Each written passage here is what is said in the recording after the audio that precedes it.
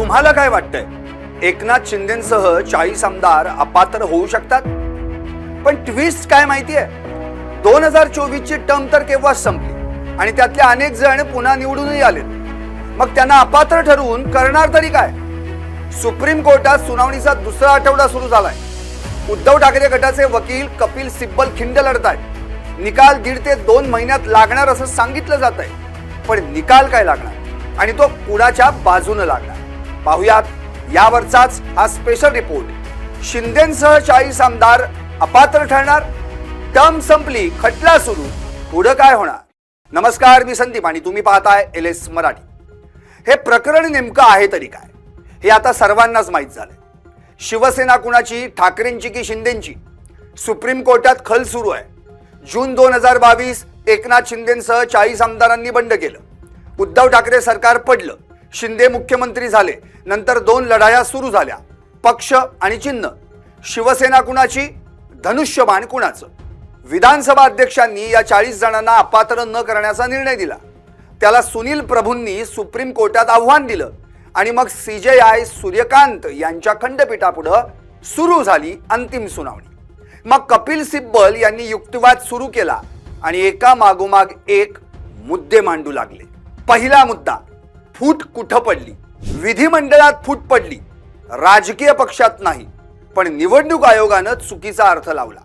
परिच्छेद 15 अंतर्गत निवडणूक आयोगाला आपले अधिकार तेव्हाच वापरता येतात जेव्हा राजकीय पक्षात फूट पडते आणि 2 प्रतिस्पर्धी गट निर्माण होतात.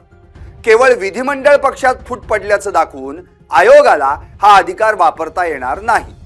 पक्षात फूट पडलीच नसेल तर आयोगाकडे अधिकार क्षेत्र येतं कुठून? जर 3 पत्र व्यवहारांवरून पक्षात फूट पडल्याचं आयोग मानत असेल तर घेतला गेलेला आधार चुकीचा आहे आणि फूट पडली नाही असं मानलं तर परिच्छेद 15 अंतर्गत आयोगाला अधिकार क्षेत्रच मिळत नाही. दुसरा मुद्दा, निवडणूक आयोगानं माती केली. 1 जुलैला अनिल देसाईंचं पत्र होतं, त्यावर निर्णय न घेता आयोगानं चिन्ह शिंदेंना दिलं. हा निर्णय नियमांना धरून नाही. तिसरा मुद्दा, 2018 ची घटना काय सांगते? शिंदे गट आता 2018 ची घटना लोकशाही विरोधी म्हणतोय.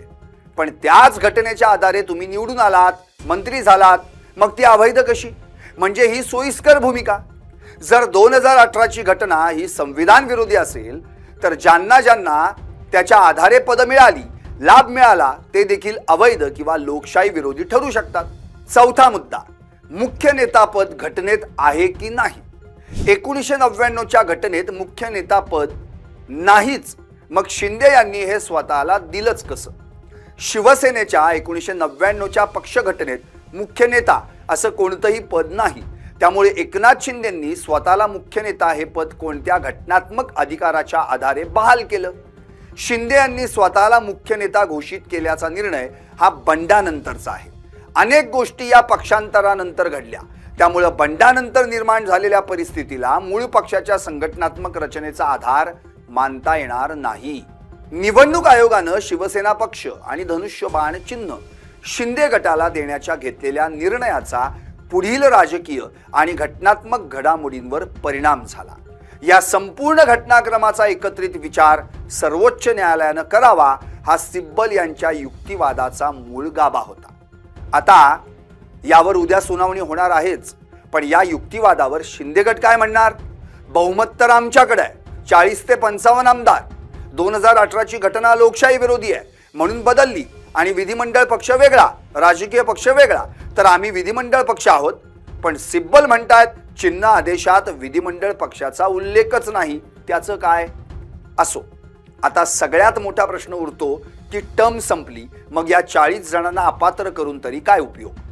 2024 मध्ये त्या 40 आमदारांपैकी 30 जण आमदार म्हणून तर 1 जण खासदार म्हणून निवडून आला.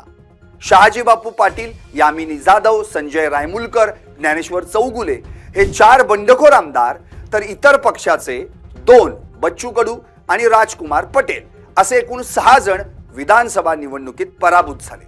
तर श्रीनिवास वनगा, चिमणराव पाटील, गीता जैन या 3 जणांना पक्षाचं तिकीटच मिळालं नाही. पण इथंच तर ज्ञानबाची मेक आहे बॉस. 2022च्या बंडासाठी 40 आमदारांची अपात्रता मागितली जातीये, पण 2024 मध्ये निवडणूक झाली आणि यातले बहुतांश जण पुन्हा निवडून आले, म्हणजे नवी टर्म सुरू झाली. पण कोर्टानं निकाल देताना त्यांना आता अपात्र ठरवलं तर कोर्ट आपल्या निकालपत्रात हे बंड चुकीचं होतं असं निरीक्षण नोंदवून नैतिक ठपका ठेवू शकतं. जुनी टर्म संपली तरी त्या टर्मचं वेतन पेन्शन परत मागू शकतं. पण त्यामुळे त्यांच्या नव्या टर्मला फरक पडू शकतो का, तर त्याचं उत्तर नाही असं असू शकतं. म्हणजे खुर्ची वाचेल पण अपात्रतेचा डाग कायम राहील एवढं मात्र नक्की. शेवटी प्रश्न एकच, पक्ष कुणाचा, चिन्ह कुणाचं आणि बंड कुणाचं. सुप्रीम कोर्ट या खटल्याचा निकाल देताना नवा इतिहास लिहिणार की इतिहास बदलणार.